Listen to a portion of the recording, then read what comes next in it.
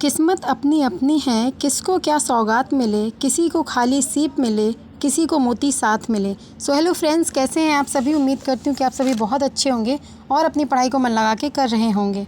सो आज का व्लॉग मैं बनाने वाली तो कुछ और थी और मैंने रिकॉर्ड भी किया था, पर कुछ ऐसी 2-4 न्यूज़ जो हैं वो मुझे मिली कि मेरा दिमाग ही ख़राब हो गया और मुझे फिर कुछ और करने का मन ही नहीं किया। बस ये लगा कि भाई क्या चल रहा है हमारे इंडिया में, कि मतलब सरकार लग रहा है नौकरी देना ही नहीं चाहती हम लोगों को।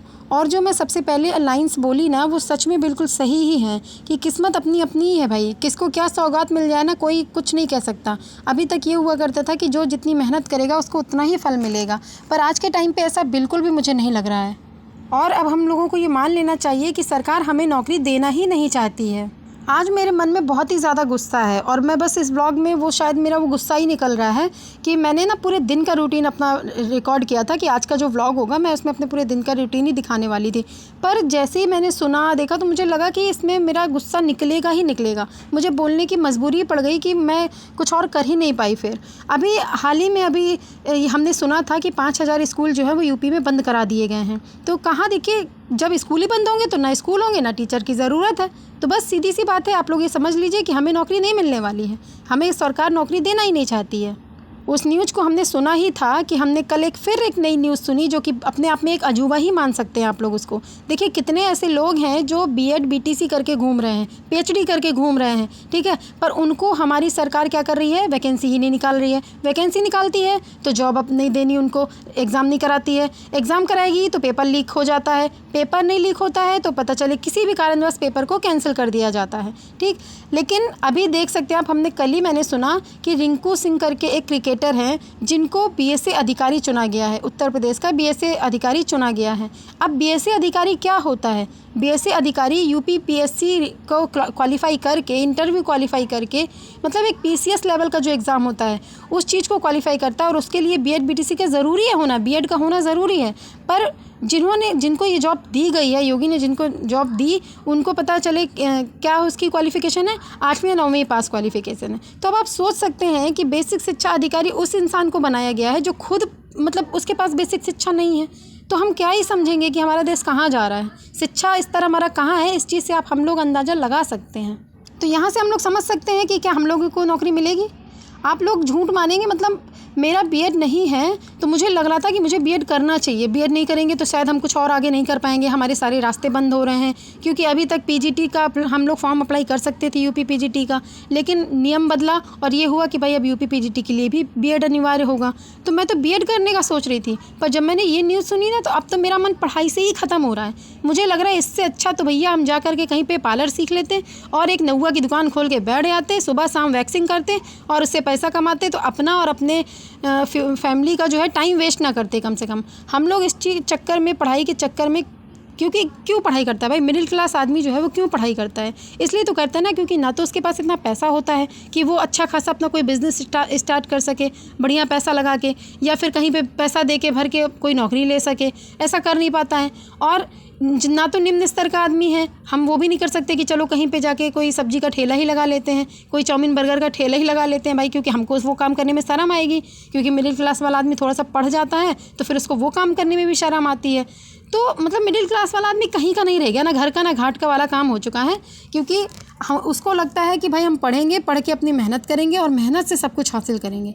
और हमको ये चीज़ अब समझ जानी चाहिए कि आज के टाइम पे मेहनत कुछ भी नहीं है।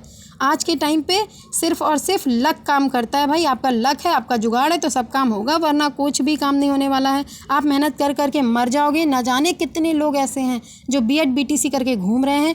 बीएड बीटीसी वाले बेचारे बेरोज़गार घूम रहे हैं, और जो 8 और 9 पास हैं वो क्रिकेट खेले और पता चले उनको भगवान बना दिया गया। तो भाई क्या चल रहा है, मेरा तो दिमाग ही ख़राब हो चुका है। इसके पहले देखिए हम लोगों ने और भी सुनी, सरकार हर एक जो भी जॉब है ना सब ख़त्म करती चली जा रही है धीरे धीरे, ठीक। अभी जैसे कि हम लोगों ने कुछ टाइम पहले ही सुना था कि जो सेना में जवान जाते थे पहले उनकी एक नौकरी हुआ करती थी, 20 साल की 25 साल की जो भी थी उनकी नौकरी होती थी। और अब क्या कर दिया है, उनको अग्निवीर के नाम से भर्ती करने लग गए हैं वो। और अग्निवीर के नाम पे भर्ती करते हैं, 4 साल के लिए उनके रखते हैं, 4 साल उनको अपने उसमें रखते हैं और उसके बाद उनको रिटायर कर देते हैं। तो अब ये आप बताइए कि 4 साल जो आदमी रहेगा उसके अंदर वो डेडिकेशन आ पाएगा? देश में मर मिटने का जो एक सेना के जवान में जज्बा होता है, वो जज्बा उस पर होगा? बिल्कुल नहीं होगा भाई, क्योंकि 4 साल में कौन मर मिटना चाहेगा अपने देश के ऊपर? कोई नहीं मर मिटना चाहेगा। सबको यही लगेगा कि भाई 4 साल के लिए हैं हम लोग, 4 साल बाद हमें फिर वही करना है कि फिर हम नौकरी तलाशेंगे, 4 साल बाद हम कहीं के ना रहेंगे, ना उनकी एज निकल जाएगी। तो इससे अच्छा है, उनको लगता है 4 साल किसी तरह काटो और निकलो। तो बस, तो फिर देश का भी यही हाल होने वाला है। अगर हमको हमारे देश के प्रति हमारे अंदर जज्बा नहीं आएगा, डेडिकेशन नहीं आएगा, तो फिर हम उस चीज़ में मर मिटने के लिए हम तैयार कैसे होंगे? पहले के टाइम पे ऐसा होता था कि सेना में जाने के लिए लड़का कितना मरता था। एक मतलब अगर किसी एक का सिलेक्शन हो जाता था ना, तो वो अपने आप को भाग्यशाली समझता था कि मैं सेना में जाने वाला हूँ, और उसमें मर मिटने की क्षमता रखता था वो, उसके अंदर इतना जज्बा हुआ करता था।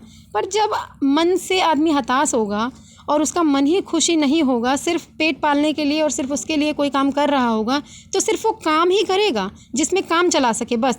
उसमें मर मिटने का जज्बा की उम्मीद हम नहीं रख सकते हैं फिर। सो भाई, आज का जो मेरा व्लॉग देखेंगे, अगर उन लोगों को मेरी कुछ बातें गलत लग रही हैं तो भाई ठीक है, उसके लिए माफ़ी है।